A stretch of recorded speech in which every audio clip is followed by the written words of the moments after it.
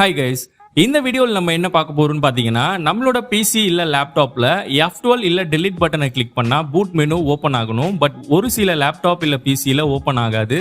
அது எப்படி ஓப்பன் பண்றதுன்னு தான் இந்த வீடியோவில் பார்க்க போறோம்.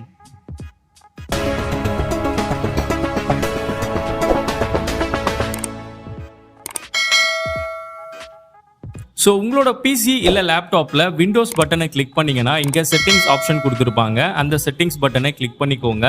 இங்கே எக்கச்சக்கமான ஆப்ஷன்ஸ் இருக்கும். நீங்கள் இது எதுக்குள்ளேயும் போக வேண்டாம். ஃபைண்ட் செட்டிங்ஸ்ன்னு இருக்க இடத்துல நீங்கள் ஒரே ஒரு விஷயத்த டைப் பண்ணால் போதும். அட்வான்ஸ் எஸ்டின்றதை டைப் பண்ணுங்க.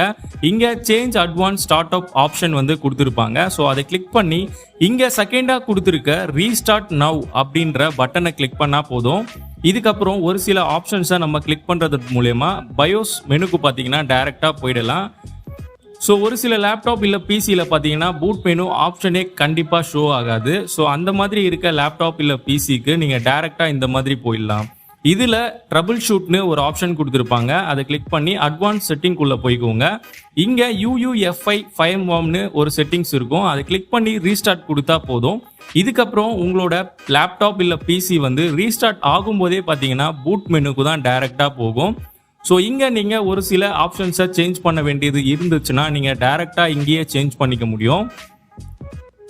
அண்ட் இந்த மாதிரி பிசி இல்லை லேப்டாப் பற்றின ஃபுல் டீட்டெயிலான வீடியோஸ் நிறைய வேணும் அப்படின்னா நம்ம சேனலில் மறக்காமல் சப்ஸ்கிரைப் பண்ணி பெல் பட்டனையும் கிளிக் பண்ணிக்கோங்க. அப்போ தான் நான் போடுற வீடியோவோட நோட்டிஃபிகேஷன்ஸ் உங்களுக்கு வரும். ஸோ இப்போ கரண்ட்டாக இந்த ப்ராப்ளம் எந்த லேப்டாப்பில் இருக்குதுன்னு பார்த்தீங்கன்னா நம்ம கவர்மெண்ட் லேப்டாப் தான், லினோவா E4125. ஸோ அந்த லேப்டாப் பற்றின நிறைய யூஸ்ஃபுல்லான வீடியோஸ் பார்த்தீங்கன்னா நம்ம சேனலில் போஸ்ட் பண்ணியிருக்கோம். ஸோ அதுக்குன்னு டெடிகேட்டடாக பார்த்தீங்கன்னா ஒரு பிளேலிஸ்ட்டே க்ரியேட் பண்ணியிருக்கேன்.